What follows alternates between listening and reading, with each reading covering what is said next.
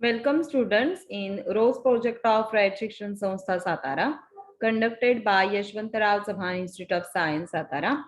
Students, we are studying the topic probability from mathematics paper second.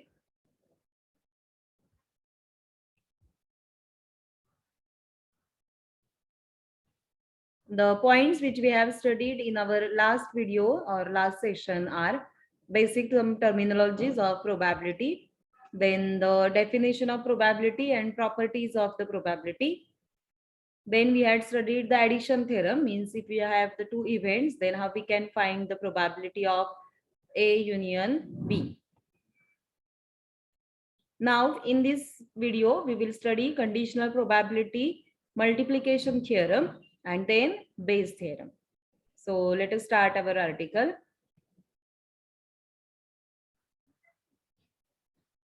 Conditional probability. So students, conditional probability means what? त्याचं नाव जसं आहे त्याच्यावरूनच की conditional म्हणजे काय की एखादी काहीतरी आपल्याला कंडिशन दिलेली असेल किंवा त्या under some condition the event are occurring, जे काही आपण दोन इव्हेंट्स कन्सिडर करणार ते याच्या आधी आपण बघितलेले ते आहेत ऍडिशन थिअरम मध्ये इव्हेंट्सचे कसे दोन इव्हेंट जनरल कन्सिडर केलेले, पण आता इथे आपण जे दोन इव्हेंट कन्सिडर करणार ते which will happen under some condition. ती कंडिशन काय आहे किंवा ते कसं आहे. So let us see the definition. Let S be the sample space associated with the given random experiment. म्हणजे एक आपण एक सॅम्पल स्पेस कुठला तरी एक कन्सिडर केला, त्याच्यावरती मी दोन इव्हेंट डिफाईन केले. Then so let A and B be the two events defined on the sample space S. Then the probability of occurrence of event A under the condition that event B has already occurred. म्हणजेच काय की A हा event आपल्याला घडून येण्यासाठी condition काय आहे की दुसरा जो इव्हेंट आहे बी हा इव्हेंट काय असेल ऑलरेडी घडून आलेला असेल. ठीक आहे, मग अशा ह्याला सिच्युएशनला किंवा अशा इव्हेंटला काय म्हणायचं किंवा त्याची प्रोबॅबिलिटी जी काही आपण काढणार ते आहे conditional probability. So obviously second event जो आहे त्याची प्रोबॅबिलिटी नॉट इक्वल टू 0 असायला पाहिजे. याचं लक्षात, म्हणजे तो शुअर इव्हेंट असायला पाहिजे. So is called the conditional probability of A given B. आता ए गिव्हन बी याचा अर्थ काय की ए हा इव्हेंट घडून येणार कधी, जेव्हा बी हा आधीच घडून आलेला असेल त्यावेळेस, आणि विच इज डिनोटेड बाय, बघा इथे नोटेशन दिलंय P of A given B.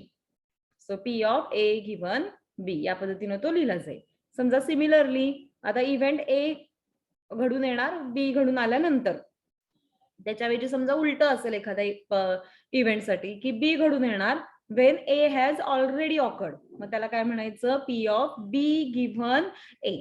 So जसं तुम्ही P of A given B करू शकता तसंच you can define P of B given A also.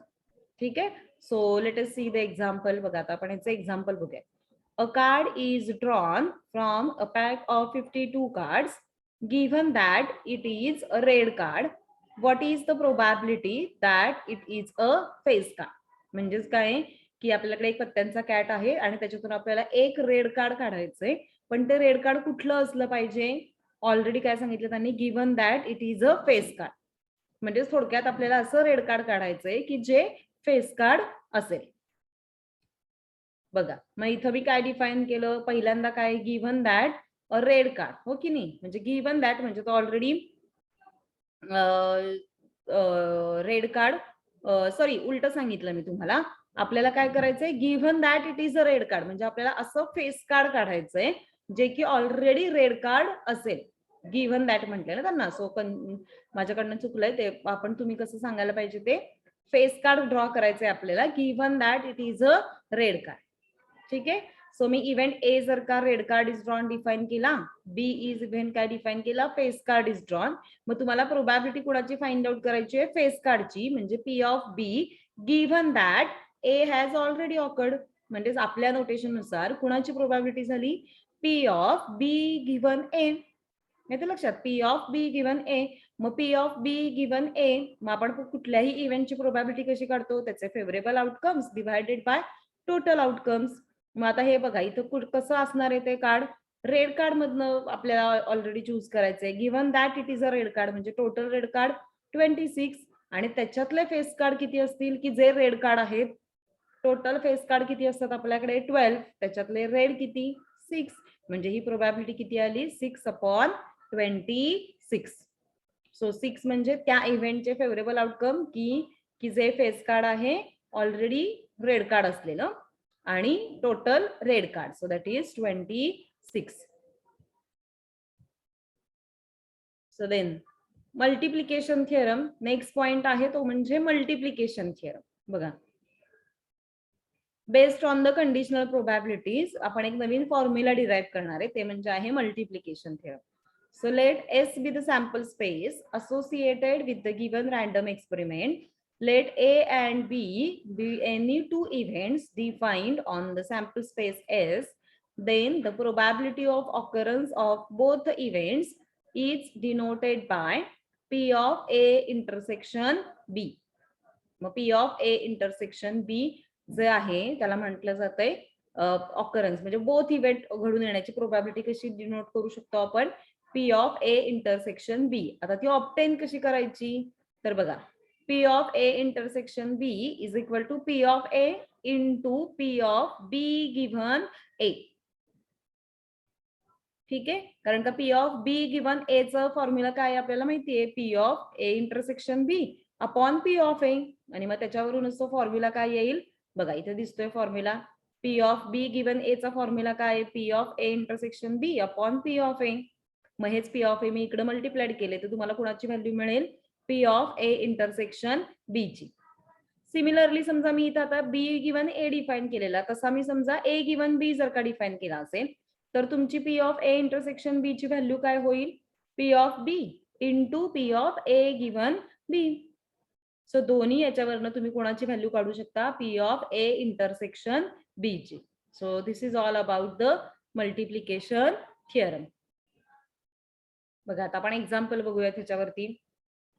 An urn contains 4 black and 6 white balls. 2 balls are drawn one after the other without replacement. What is the probability that both balls are black? बघा आपल्याकडे एक काय consider करूयात, एक समजा एक पिशवी आहे आणि त्याच्यामध्ये 4 ब्लॅक आणि 6 व्हाईट बॉल्स आहेत. त्याच्यातून आपल्याला 2 बॉल्स काढायचे, एक काढला त्याच्यानंतर पुन्हा दुसरा, one after other without replacement. हा शब्द महत्वाचा आहे, ठीक आहे. विदाउट रिप्लेसमेंट म्हणजे काय, की तुम्ही पहिला काढणार आणि मग जे काही शिल्लक राहिलेले असतील त्याच्यातून मग पुन्हा दुसरा ड्रॉ करणार. Then what is the probability that both balls are black. तर मग हे दोन्ही बॉल्स ब्लॅक असण्याची प्रोबॅबिलिटी किती. Let us see the solution. बघा, ए इव्हेंट डिफाइन केला की फर्स्ट बॉल ड्रॉन तो ब्लॅक आहे. बी विथ द इव्हेंट की दुसरा पण बॉल काढला आणि तो सुद्धा ब्लॅक आहे. Second ball drawn is black. मग आता रिक्वायर्ड प्रोबॅबिलिटी आपल्याला कुणाची झाली की बोथ ब्लॅक, म्हणजे P of A intersection B ची, हो की नाही. P of A intersection B ची काढायची आहे. पण आपण आत्ताच मल्टिप्लिकेशन थिअरम नुसार फॉर्म्युला काय बघितला, P of A intersection B is equal to P of A into P of B given A. So P of A into P of B given A. आता P ऑफ A म्हणजे काय, first ball is drawn. बघा पहिला ball आपण किती balls मधनं काढणार, total ball किती 10, पण तो कसला काढायचा आपल्याला, ब्लॅक. म्हणजे किती जणांमधनं मी तो काढू शकते, 4 जणांमधनं. म्हणजे P ऑफ A किती झाला, फेवरेबल 4 आणि टोटल 10. सो त्याची प्रोबॅबिलिटी किती आली, 4/10. आता P of B given A ची प्रोबॅबिलिटी काय येईल बघा, P of B given A म्हणजे आपल्याला B गिव्हन A म्हणजे काय, सेकंड बॉल ड्रॉ करायचा आहे. Wien first ball is already drawn, जेव्हा पहिला अगोदरच काढून झालेला असेल आणि तो रिप्लेस नाही केलेला आपण, ठीक आहे. म्हणजे पहिले टोटल बॉल होते किती 10, पण त्याच्यातनं एक काढला म्हणजे आता किती शिल्लक राहिले 9, ठीक आहे. टोटल किती शिल्लक राहिले 9. आता आपल्याला तो ब्लॅकच काढायचा आहे. पहिले होते किती ब्लॅक 4, त्याच्यातून तुम्ही एक ऑलरेडी काढला आणि तो रिप्लेस नाही केलेला, विदाउट रिप्लेसमेंट आहे. सो आता शिल्लक किती राहिले त्याच्यामध्ये 3. सो त्याची प्रोबॅबिलिटी किती येणार, 3/9. सो मग अशी P ऑफ A ची किती मिळाली, 4/10. बघा इथं आणि फॉर्म्युलामध्ये व्हॅल्यू टाकली आपण 4/10 आणि दुसऱ्यामध्ये किती, दुसऱ्या इव्हेंटची प्रोबॅबिलिटी किती आली 3/9. सो हे कॅल्क्युलेशन केलं तर you will got the value of P of A intersection B. So in this way we can find the probability for A intersection B. आता बघा नेक्स्ट टर्मिनॉलॉजी आहे that is the independent events. आता independent events म्हणजे काय बघा. So let S be the sample space associated with the given random experiment. Let A and B be any two events defined on the sample space S. If the occurrence of either event does not affect the probability of occurrence of other event, then two events A and B are said to be independent. बघा हा शब्द पण the word itself indicates. इंडिपेंडंटचा अर्थ काय म्हणतो आपण स्वतंत्र. मग इथं आता हे फक्त आपल्याला कुणाशी रिलेट करायचंय इव्हेंट्स रिलेट करायचंय. म्हणजे माझ्याकडे एक सॅम्पल स्पेस आहे आणि त्याच्यावरती मी दोन इव्हेंट डिफाईन केले. ठीक आहे. मग ह्या दोघांना इंडिपेंडंट इव्हेंट कधी म्हणू शकतो आपण की जेव्हा एक घडून येण्याचा दुसरा इव्हेंट घडून येण्याशी काहीही संबंध नसेल तेव्हा किंवा एकमेकांवरती ते अफेक्ट करत नसतील त्यांचा ऑकरन्स तर त्यांना काय म्हणायचं इंडिपेंडंट इव्हेंट्स. आणि मग त्याच्यासाठी त्याची प्रॉपर्टी काय आहे की जर का तुमचे इव्हेंट्स हे इंडिपेंडंट इव्हेंट्स असतील तर बघा बरं पी ऑफ ए गिव्हन बी म्हणजे काय होणार. आपण पी ऑफ ए गिव्हन बी मध्ये म्हणजे काय म्हणतो की ए घडणार कधी बी घडून आल्यावरती. पण ते जर का इंडिपेंडंट असेल तर ए गिव्हन बी म्हणजे ए घडून येण्याशी बी घडू नाही तर न घडू त्याच्याशी काय संबंध आहे का काहीच नाही. तो घडून येणारच कारण का तो इंडिपेंडंट आहे. म्हणजेच तुम्ही पी ऑफ ए गिव्हन बी म्हटला काय आणि नुसतं पी ऑफ ए म्हटला काय तरी ते चालेल. Similarly P of B given A म्हणतो आपण पण मग बी गिव्हन ए चा अर्थ काय होतो की बी घडून येणार जेव्हा ए हा ऑलरेडी घडून आलेला असेल. पण जर का इंडिपेंडंट इव्हेंट असतील तर P of B given A म्हणजेच काय झाला पी ऑफ बी सिम्पली. ठीक आहे. So these are the property about the independent events. बघा इथं तेच असं त्यांनी दिलेलं आहे. आणि मग आता आपण वरती एक मल्टिप्लिकेशन थिअरम बघितलेली त्याच्यामध्ये बघा फॉर्म्युला आपण हा शिकलेलो की P of A intersection B is equal to P of A into P of B. ठीक आहे. कारण का त्याचं ऍक्च्युली काय होतं P of A into P of B given A पण बी गिव्हन ए म्हणजेच कोण आहे पी ऑफ बी. म्हणजे जर का इंडिपेंडंट इव्हेंट असतील तर मल्टिप्लिकेशनची थिअरम कशी कन्वर्ट होते P of A intersection B is equal to P of A into P of B. म्हणजे ती थिअरम जी काय आहे ती कन्वर्ट कशा पद्धतीने झाली या प्रकारे.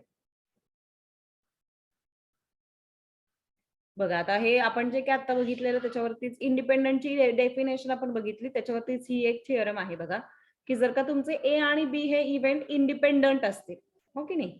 इंडिपेंडंट म्हणजे काय त्याचा ऑकरन्स एकमेकांशी अफेक्ट करत नाहीये. एका इव्हेंटचा ऑकरन्स दुसऱ्या इव्हेंटच्या ऑकरन्सशी काही अफेक्ट करत नाही. तर मग आपल्याला प्रूफ काय करायचंय की ए आणि B dash these are also independent आणि ए डॅश आणि B dash are also independent events. बघा आता ते आपल्याला दिलंय काय प्रूफ करायचंय आता आपल्याला. So let start first. Since A आणि बी इंडिपेंडंट दिलेत म्हणजेच मी काय लिहू शकते त्यांच्या बाबतीत आताच बघितलं आपण की P of A intersection B is equal to P of A into P of B.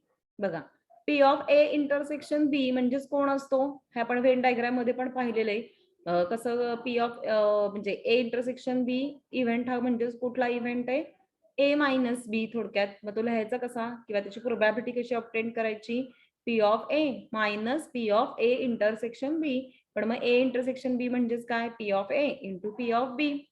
आणि मग हे सिम्प्लिफाय केलं बघा पी ऑफ ए या दोघांमधनं कॉमन निघेल. सो 1 मायनस पी ऑफ बी. पण 1 मायनस पी ऑफ बी म्हणजेच काय P of B dash.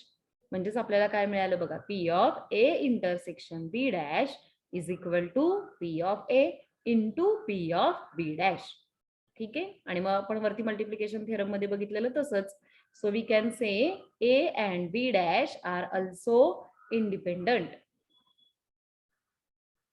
Similarly second आपल्याला दाखवायचंय काय ए डॅश आणि बी डॅश हे दोघं जण इंडिपेंडंट आहेत हे दाखवायचंय आपल्याला. सो म्हणजे काय होईल बघा A dash intersection B dash is equal to P of इथं युनियनचं साईन पाहिजे मध्ये ए युनियन बी त्याचा कॉम्प्लिमेंट. डी मॉर्गन्स लॉनी माहिती आपण कसं लिहितो ते. So P of A union B त्याचा कॉम्प्लिमेंट. पण मग कुठल्याही इव्हेंटचा कॉम्प्लिमेंट आपण कसा लिहितो 1 minus P of A union B that event. So 1 minus पण A union B addition theorem नुसार माहितीये किती P of A plus P of B minus P of A intersection B. आणि मग हे बघा हे सगळं सिम्प्लिफाय केलं, पुन्हा P of A intersection B ची व्हॅल्यू रिप्लेस केली, तर मग आपल्याला या पद्धतीने मिळेल 1 minus P of A into 1 minus P of B. बघा, आणि मग that is equal to P of A dash into P of B dash. म्हणजे आपण कन्सिडर कुणाची व्हॅल्यू फाइंड आउट करत होतो, P of A dash into intersection B dash ची, which is equal to P of A dash into P of B dash. So these are also called as the independent events. Clear with this student? म्हणजे आपले जर का ए आणि B independent event असतील, तर ए dash आणि B dash हे सुद्धा कसे असतात, इंडिपेंडंटच इव्हेंट. बघा आता आपण एक एक्झाम्पल बघूयात. 2 cards are drawn at a random, one after other. Given that first card drawn is non-face card, non-face red card, what is the probability that second card is a face card if the cards are drawn without replacement आणि with replacement? बघा आपल्याला काय करायचंय, एक पत्त्यांचा cat आहे 52, त्याच्यातून 2 cards काढायचे, पण एकदम 2 कार्ड्स काढायचे का? नाही, पहिल्यांदा एक कार्ड काढायचे, त्याच्यानंतर दुसरं कार्ड काढायचंय. ठीक आहे. कंडिशन काय दिलेलं आहे की पहिलं कार्ड आपण जे काही काढू ते पहिलं कार्ड कसं आहे, नॉन फेस रेड कार्ड आहे, आणि दुसरं कार्ड काय आहे, फेस कार्ड आहे. तर मग आपल्याला त्यांची प्रोबॅबिलिटी फाइंड आउट करायची. बघा, सो लेट इव्हेंट ए हा इव्हेंट काय डिफाईन केलाय की first card drawn is a non face red card. ते रेड कार्ड आहे, पण कुठलं, जे आपले 6 रेड कार्ड फेस कार्ड असतात ते सोडून. म्हणजे एकूण किती कार्ड्स आपल्याकडे राहिले, एकूण रेड कार्ड्स किती आहेत, 26. त्याच्यातले 6 फेस कार्ड, मग नॉन फेस रेड कार्ड किती झाले, एकूण 20. इव्हेंट बी काय डिफाईन केलं बघा की second card drawn is a face card. आपल्याकडे टोटल फेस कार्ड किती आहेत, 12. म्हणजे एन ऑफ बी किती झाला इथं, 12. आता बघा बरं प्रोबॅबिलिटी, पी ऑफ ए किती मिळाला, 20/52. नॉन फेस रेड कार्ड 20/52, आणि पी ऑफ बी किती मिळाला, 12/52. Total face card upon total card, so 12/52 ही झाली पी ऑफ ए ची आणि पी ऑफ बी ची. आता रिक्वायर्ड प्रोबॅबिलिटी आपल्याला काय काढायची आहे की second card drawn is a face card given that it is a red card. ठीक आहे, म्हणजेच आपल्याला थोडक्यात काय करायचंय, P of B given A. So P of B given A किती मिळेल आपल्याला, बघा विदाउट रिप्लेसमेंट. आता हे कंडिशन मध्ये पहिलं कंडिशन विदाउट रिप्लेसमेंटनी काय येईल, विदाउट रिप्लेसमेंटला पहिलं कार्ड रिप्लेस नाही गेल्यामुळे दुसरं कार्ड काढताना आपण किती कार्ड्स मधनं काढणार, 51 कार्ड मधनं, कारण की एक ऑलरेडी तुमचं कार्ड काढून गेलेलं असेल. मग तुमचे टोटल फेस कार्ड किती, 12, आणि टोटल कार्ड्स किती होणार आता, 51. So P of B given A हा किती मिळाला आपल्याला, प्रोबॅबिलिटीची डेफिनेशन माहिती आहे, favourable upon total outcome. So 12/51. बघा, आणि which is not equal to काय मिळाले आपल्याला, पी ऑफ बी. म्हणजेच काय, वी कॅन से दॅट की these two are not a independent events. आता जर का विथ रिप्लेसमेंट केलं असतं तर काय सिच्युएशन आहे बघा, P of B given A किती मिळालं असता, पहिलं 12, आणि किती जणांमधनं काढायचं, 52 मधून. सो 12/52 तेच मिळालं असतं, which is nothing but P of B. म्हणजे आपण P of B given A काढलं, तो कोणा इतकाच आला, पी ऑफ बी इतकाच. So hence A and B are the independent events.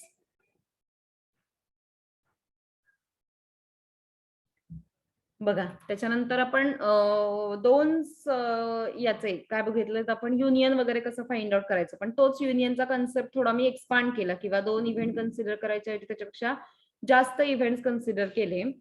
तर त्याच्यासाठीची ही एक थिअरम आहे, which is called as the base theorem. So let us see it's statement first. If E1, E2, E3 up to En are mutually exhaustive and exhaustive events with P of EI is not equal to 0. So हे काय आहेत, ह्या एका सेटचे म्हणजे एका sample स्पेसचे मी वेगवेगळे पार्टिशन्स पाडले, E1, E2, E3, आणि त्यांची प्रोबॅबिलिटी काय आहे, नॉट इक्वल टू 0 असेल तर हे काय, Then for an arbitrary event A, which is a subset of union of events EI. म्हणजे ए हा इव्हेंट आहे आणि त्याचे मी छोट्या इव्हेंट्स मध्ये पुन्हा कन्वर्ट म्हणजे रूपांतर केलं तर ते छोटे इव्हेंट्स म्हणजे मी काय घेतले E1, E2, E3 up to EN असं असेल तर बघा P of EI given A म्हणजेच काय मिळतो फॉर्म्युला आपल्याला माहिती आहे काय कंडिशनल प्रोबॅबिलिटीचा फॉर्म्युला आपल्याकडे माहिती आहे P of A intersection EI upon P of A पण P ऑफ A म्हणजेच आपल्याला कसा मिळणार आहे बघा इथं वरती इंटरसेक्शन म्हणजे काय मिळेल मल्टिप्लिकेशन थिअरम नुसार P of EI into P of A given EI आणि P ऑफ A म्हणजे आपण हा कसा लिहिणार आहोत P ऑफ A म्हणजे बघा वरती A हा इव्हेंट मी कसा घेतलेला या सगळ्यांच्या तुकड्यांनी बनलेला म्हणजे तो काय असेल summation of P of A intersection EI. So this is all about the Bayes theorem. बघा आता प्रूफ या स्टेटमेंटचं प्रूफ आता तुम्हाला प्रूफ काही विचारलं जात नाही पण स्टेटमेंट तर तुम्ही नीट समजून घेतलं पाहिजे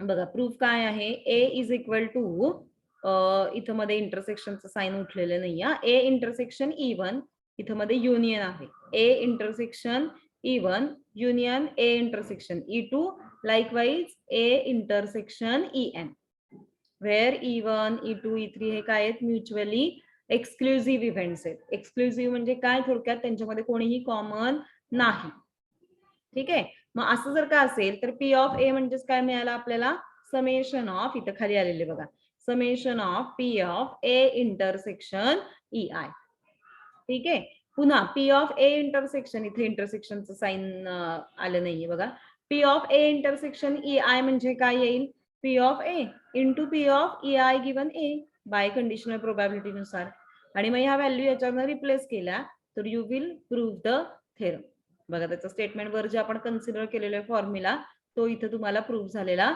दिसेल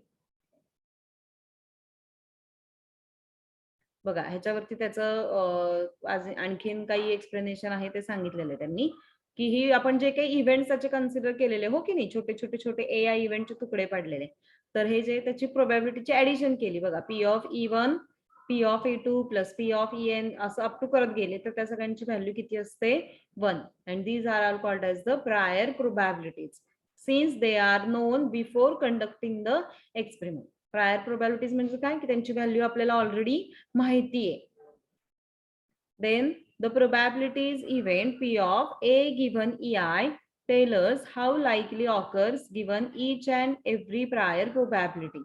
A given EI म्हणजेच काय आपल्याला ती व्हॅल्यू सांगतो कोणाची की जे इव्हेंट ऑलरेडी किंवा त्याची व्हॅल्यूज आपल्याला प्रायर माहिती आहे प्रोबॅबिलिटीची बघा एक्झाम्पल बघूयात आपण त्याच्यावरचं A bag contains 6 red, 5 blue and another bag contains 5 red, 8 blue balls.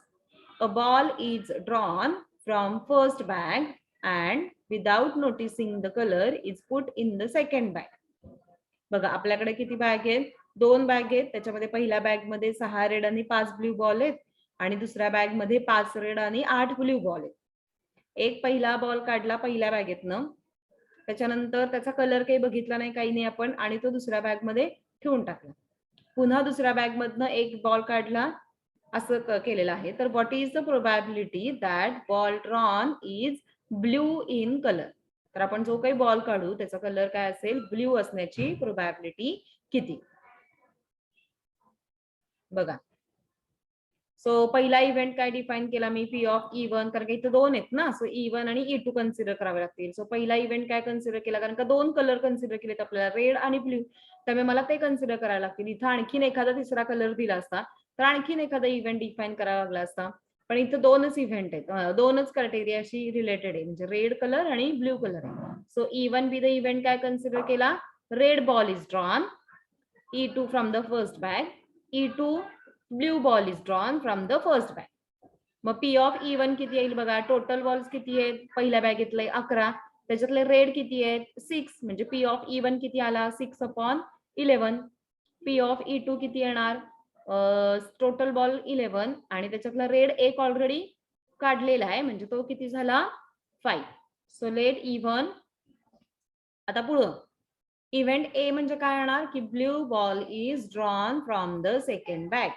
So P of that is P of A given even, हो की नाही, की पहिल्यांदा आपण ब्ल्यू बॉल काढलाय, given that the red ball is transferred from the first bag to second bag, हो की नाही, म्हणजे जो काय आपण पहिला बॉल म्हणजे तो काढलेला आहे तो आपण पहिल्या बॅगेतनं दुसऱ्या बॅगेमध्ये टाकलेला आहे. तर तशी याची प्रोबॅबिलिटी किती येईल 8/14. Similarly P of A given E2 म्हणजेच काय P of blue ball is drawn from the second under the condition that blue ball is transferred from first bag to second bag. अशा याची कंडिशनची प्रोबॅबिलिटी किती येईल 9/14. आणि मग आता आपली रिक्वायर्ड प्रोबॅबिलिटी काय P of blue ball is drawn from the second bag. So bye Bayes theorem नुसार किती होणार, दोनच इव्हेंट कन्सिडर केले त्यामुळे त्या दोघांची addition. So P of A is equal to P of A intersection E1 plus P of A intersection E2. पण multiplication theorem नुसार P of A intersection E1 म्हणजेच काय P of E1 into P of A given E1 plus P of A intersection E2 म्हणजे किती P of E2 into P of A given E2. आणि मग सगळ्याच्या values इथं replace केल्यावरती आपण ज्या काय फाइंड आउट केलेल्या आहेत तर you will got the value of P of A. बघा इथे आणखीन एक एक्झाम्पल कन्सिडर केलेलं आहे आपण. The members of a consulting firm hires cars from the from 3 rental agencies, 60% from X, 30% from Y, 10% from Z. 9% of the cars from agency X need repairs, 20% from Y need repairing, 6% of the car from third agency needs repairing. Mug if a rental car delivered to the consulting firm needs repair, हो ना, मग आपण एक car दुसऱ्या फर्मला दिली आहे समजा या तिघांमधली, मग ती कुठली पण असेल, मग व्हॉट इज द प्रोबॅबिलिटी की ती जी काही कार आपण आहे ती कुठनं बिलॉंग करत असेल रेंटल एजन्सी वाय. 3 वेगवेगळ्या कंपन्यांचं किंवा एजन्सीची माहिती दिलेली आहे, त्यांच्याकडे किती पर्सेंटेज ऑफ काय म्हणूयात कार्स आहेत त्या दिलेल्या आहेत आणि त्याच्यातला किती पर्सेंट रिपेअरिंग करायची गरज आहे ते सुद्धा दिलेलं आहे. बघा solution. So A be the event म्हणजे काय की पहिल्या कंपनीमधनं कारची रिपेअरची गरज आहे, बी बी द इव्हेंट दुसऱ्यातनं, सी त्या पद्धतीनं सॉरी ए म्हणजे काय इव्हेंट केलाय त्यांनी की that car needs a repair, की त्या कुठली जी काय आपण कार सिलेक्ट केलेली आहे तिला रिपेअरिंगची गरज आहे, ह्याला ए इव्हेंट म्हटला. बी बी द इव्हेंट की ती कार एक्स मधनं आलेली आहे, सी बी द इव्हेंट की ती वाय ती कार वाय मधनं आलेली आहे आणि डी बी द इव्हेंट की ती कार कुठनं आलेली आहे एजन्सी डी झेड कडनं. बघा मग आपल्याला गिव्हन व्हॅल्यूज काय काय आहेत बघा. पी ऑफ बी म्हणजे वरती बघा इथे दिलेलं आहे हो की नाही की एक्स मधनं असणाऱ्या कारची संख्या किती आहे 60% म्हणजेच किती झालं ते 0.6. पी ऑफ सी किती झालं 0.30. पी ऑफ डी किती झालं 0.1. ठीक आहे. आता पी ऑफ ए गिव्हन बी म्हणजे काय होणार की ती कार तुम्ही चूज केली आहे आणि तिला कुठनाची म्हणजे ती कार चूज केलेली ती कुठनं आलेली आहे एजन्सी एक्स कडने आणि तिला रिपेअरिंगची गरज आहे. मग अशी पर्सेंटेज किती मिळाले त्याचे 9% म्हणजे किती बघा वर दिलेले हो की नाही इथे 9% म्हणजे किती मिळाले 0.09. P of A given C म्हणजेच काय की तुम्ही एक कार चूज केली जिला रिपेअरिंगची गरज आहे पण ती कुठून आलेली आहे एजन्सी वाय कडनं, मग अशाची प्रोबॅबिलिटी वर दिलेली आहे 20% म्हणजे 0.2. Third P of A given D म्हणजे काय की तुम्ही एक कार चूज केली आहे जिला रिपेअरिंगची गरज आहे आणि ती कुठून आलेली आहे एजन्सी झेड कडनं, मग त्याची प्रोबॅबिलिटी इथं बघा किती दिलेली आहे की 6% म्हणजेच किती मिळालं 0.06. आणि मग इथे तुम्ही फॉर्म्युला बघा P of A is equal to P of A intersection B plus P of A intersection C plus P of A intersection D by Bayes theorem नुसार. कारण की ए चं जे काय आहे तुमचं सिलेक्शन ते आता किती याच्यामध्ये डिव्हाइड झालं की तुम्ही एकतर ती एक्स मधनं आलेली असेल किंवा वाय मधनं किंवा झेड मधनं, म्हणजेच त्या प्रत्येकामधनं तुम्हाला पॉसिबिलिटीज लक्षात कराव्या लागणार. पहिल्यांदा ए ची म्हणजे ए म्हणजे तुम्ही कार सिलेक्ट केली जिला रिपेअरिंगची गरज आहे की जी एक्स मधनं आली आहे, दुसरी पुन्हा वाय मधनं, पुन्हा झेड मधनं, म्हणजेच P of A is equal to P of A intersection B plus P of A intersection C plus P of A intersection D. आणि मग जर का मल्टिप्लिकेशन थिअरम नुसार तुम्ही ह्या सगळ्या व्हॅल्यूज रिप्लेस केल्या तर you will got the value. जे काही तुमचं रिक्वायर्ड आहे ते तुम्हाला मिळेल. बघा पी ऑफ ए मिळाला 0.12 आणि मग त्या पद्धतीनं हे पुढचं कॅल्क्युलेशन असेल. Now the last article of this topic that is the odds. That is आता हे ऑड्स म्हणजे काय आहे तर दोन कॉम्प्लिमेंटरी इव्हेंट्स आपण कन्सिडर केलेले. मग कॉम्प्लिमेंटरी इव्हेंट्सच्या कॉम्प्लिमेंटरी प्रोबॅबिलिटीज पण असतात, त्याच्याशी थोडासा रिलेटेड असा हा कन्सेप्ट आहे. बघा काय त्याच्यामध्ये समजा आपल्याकडे जी काही मी एक सॅम्पल स्पेस कन्सिडर केलेली आहे त्याच्यामध्ये टोटल पॉइंट्स किती आहेत n आहेत. ठीक आहे. त्या n सॅम्पल पॉइंट्स पैकी एक कुठला तरी पर्टिक्युलर टास्क किंवा एक पर्टिक्युलर रॅन्डम किंवा इव्हेंट घडून येण्यासाठी फेवरेबल आउटकम्स किती आहेत m आहेत. तर ऑब्व्हियसली राहिलेले आउटकम्स हे काय असतील नॉन फेवरेबल, हो की नाही. म्हणजे n-m be the non favourable outcomes for the occurrence of event a. किंवा उलट्या दुसऱ्या भाषेत मध्ये कुणासाठी फेवरेबल असतील तर a' साठी, त्याच्या कॉम्प्लिमेंटसाठी असं पण म्हणू शकता. मग मी पी ऑफ ए म्हणजे मला किती मिळेल बघा m/n म्हणजे त्याचे फेवरेबल m आणि टोटल किती n. पण तेच जर का मला पी ऑफ a' काढायचं असेल तर पी ऑफ a' चे फेवरेबल किती होतील n-m ऑब्व्हियसली. म्हणजे बघा मी म्हटलं की माझ्याकडे वर्गात टोटल 50 मुलं आहेत, त्याच्यातली 10 पास झाली तर राहिली किती किंवा किती नापास झाली 40. आणि मला जर का एखादा नापास मुलगा सिलेक्ट करण्याची प्रोबॅबिलिटी काढायची असेल तर मी तो मुलगा कुणामधनं सिलेक्ट करणार त्या उरलेल्या 40 जणांमधूनच. तसंच आहे की P of A dash is equal to n-m/m. So that is. आणि ह्याचे रेशोज जर का कन्सिडर केले आपण तर ते किती येतात बघा P of A as to P of A dash म्हणजेच काय घेतलंय मी ratio of number of favorable cases to the number of unfavorable cases. आणि this ratio is called as the odds in favor. आणि जर का मी उलटा घेतला रेशो तर त्याला म्हणायचं odds in against किंवा odds against.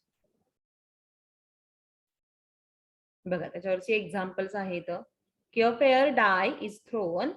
What are the odds in favor of getting a number which is a perfect square in uppermost face of the die? बघा ऑब्व्हियसली एक डायचं एक्झाम्पल आहे, त्याची सॅम्पल स्पेस किती असेल 6, हो की नाही. म्हणजे 6 points are there. So n of s किती मिळाला 6. आता त्याच्यामध्ये इव्हेंट कुठला डिफाईन केलाय बघा which is the perfect square in uppermost face of the die. म्हणजे वरती तुम्हाला जो काही नंबर मिळेल तो किती असण्याची शक्य म्हणजे काय असायला पाहिजे परफेक्ट स्क्वेअर असायला पाहिजे. मग आता ह्यावरती 6 मध्ये परफेक्ट स्क्वेअर किती आहेत 2, 1 आणि 4. म्हणजे ए साठीचे फेवरेबल आउटकम किती मिळाले 2. मग ऑब्व्हियसली नॉन फेवरेबल आउटकम किती असतील 4, कारण का टोटल आउटकम आहेत किती तुमचे 6. मग आता तुम्हाला odds in favour find out करायचं आहे का odds in against find out करायचं आहे. बघा आपल्याला काय फाइंड आउट करायचं आहे ऑड्स इन फेवर. मग ऑड्स इन फेवर म्हणजे कोण असतं फेवरेबल टू अनफेवरेबलचा रेशो. म्हणजेच किती मिळाला तो 2/3. सॉरी 2/3 नाही 1/2. म्हणजे ह्याची प्रोबॅबिलिटी पहिल्याची 1/3 दुसऱ्याची 2/3. ह्या दोघांचा रेशो घेतला तर किती मिळेल 1/2. सिमिलरली बघा आपण मला odds in me favour find out केले. समजा मला odds in against find out करायला लावलं असतं तर मग मला कुणाचा रेशो घ्यावा लागला असेल नॉन फेवरेबल आउटकमच्या प्रोबॅबिलिटीचा टू फेवरेबलचा. म्हणजे P of A dash as to P of A. मग हे फक्त उलट 1:2 म्हणजे 1/2 आलाय तो किती आला असता 2/1. So in this way students we can find किंवा we will solve the examples on odds in favor किंवा odds in against. So this is all about the topic probability.